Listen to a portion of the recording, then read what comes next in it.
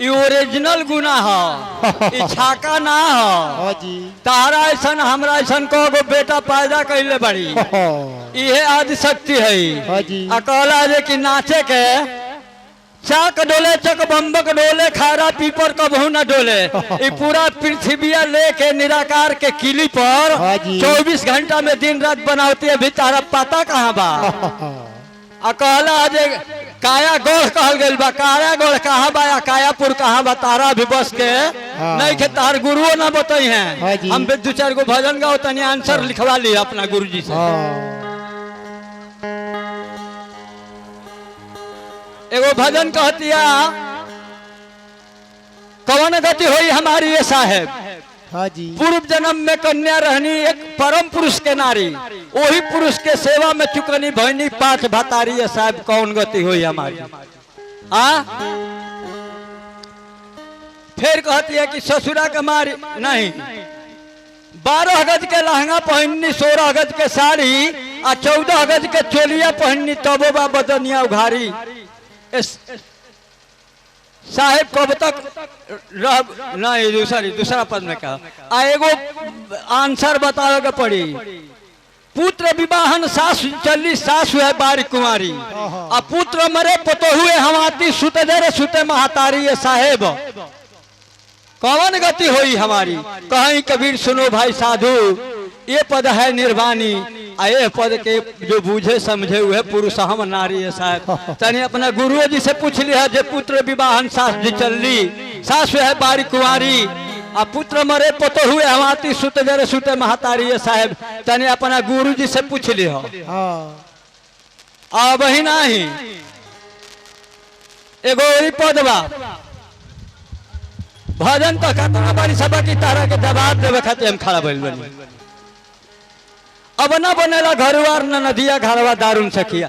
काया गोड़ तारा के बुझाता के है न बा, काया गोड़ है के कहल जाला। पूछ दो कनिया के नीचे दरवाजा है, दरवाजा नीचे बा, ई किनर ना हो जी, है ओरिजिनल गुना हो। तारा ऐसन बेटा को पैदा कर देले बड़ी। तन के काला मिले तो मनु, देखी ना करिया दिल के होखे, हित तो हित है, दुश्मन होखे तो ज्ञानी। आ सावर गोर में कुछ नहीं खर खल, जब तारा मुंह पर होके पानी। छोट तो बड़ है, छोट तो छोट है, बड़ होखे तो खानदानी। आ कह तारा पैसा के करे बाहर लगता हो, पैसा खातिर तो गाड़ी जुमावे के पड़ता। ये नहीं खेना चाहत जी, पैसा हंसावता पैसा रोवावता है भैया। दुनिया में प्यार बटा पैसा, पैसा महान महान मेहमान मिले पैसा, और सबके प्राण के आधार बाटे पैसा। पैसा से इज्जत बा, पैसा पे इज्जत बा, आ तो बाइफन के मार्केट बा, बाजार बाटे पैसा। पैसा के कायदा में ब्यास लोग, पैसा के फायदा में ब्यास लोग कायदा बिगाड़ी रहल। कहे श्री राम बाटे पैसा जी। एगो आरती गाय के होता तो 13 जना ब्यास हम आरती आ गए। काहे खाती हो? रात भर मखन कीर्तन गौले, आई दुआबा से आके आरती गई जी। आओ हेलो भैया, तन के काला मिले तो मैं मुहचूमन, मगर वतन दिल का काला नहीं चाहिए।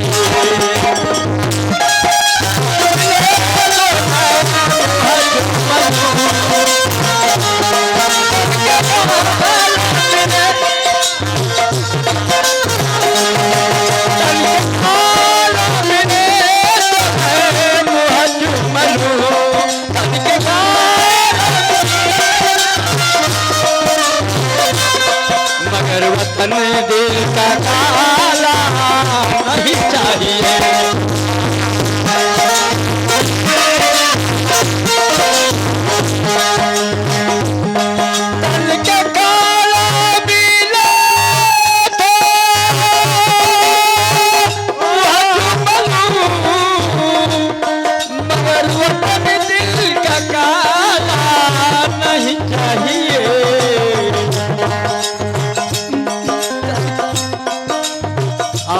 तन पे काला मिले तो मैं मुँह चूम लूं, मगर वतन दिल का काला नहीं चाहिए।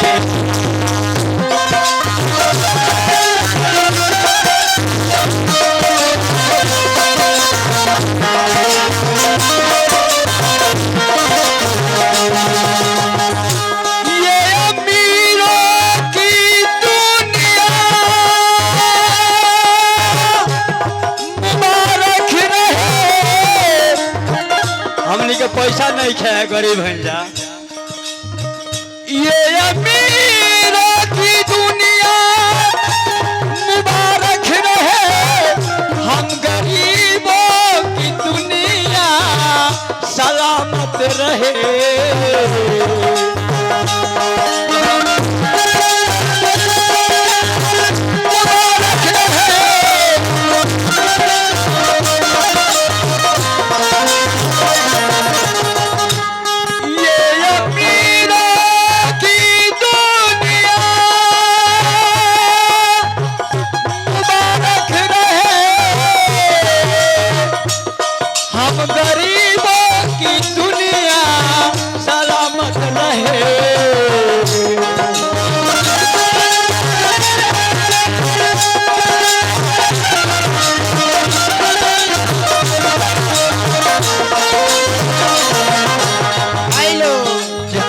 दिल है बहुत रोशनी के लिए, जख्म दिल भाई, ए दिल में जख्म लागल बा, आइल बने भजन गावे गावतनी गजन।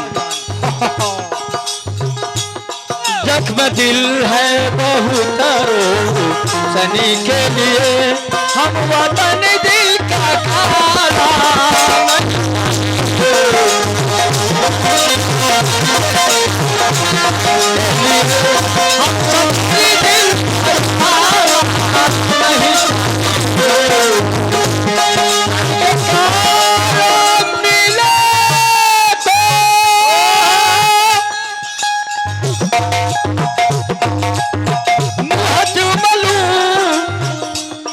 मगर वतन दिल का काला नहीं चाहिए।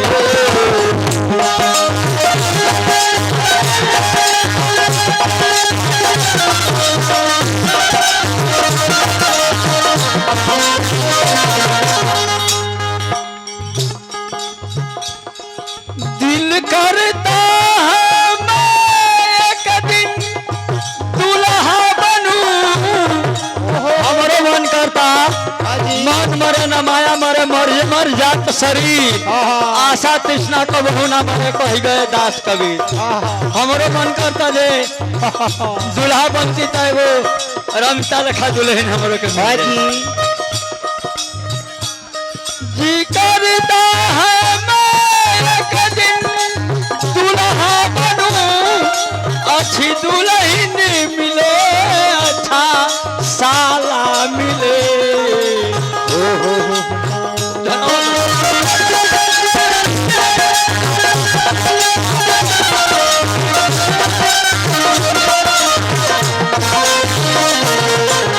भैया हो जिसने धोखे से मारा माखन के नाही, जिसने धोखे से मारा अमर सिंह को, जिसने धोखे से मारा अमर सिंह को, ऐसा गद्दार साला नहीं चाहिए।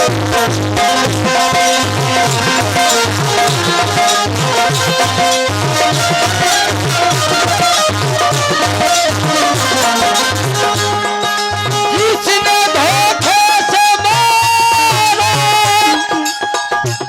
अमर सिंह को,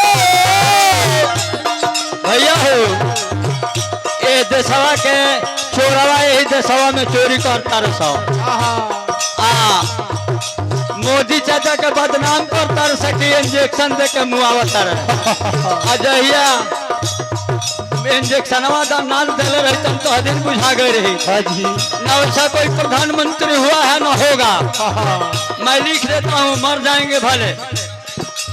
इस देश के चोटन को दलाली नहीं मिल रहा है, लुटाई नहीं मिल रहा है, बदनाम कर दिया है, बदनाम कर दिया है ऐसे प्रधानमंत्री को जो साधु संत आदमी है, जिसने धोखे से मारा अमर सिंह को, ऐसा गद्दार साला नहीं चाहिए। तन के काला मिले तो मैं मुँह चूम लूं, मगर वतन दिल का काला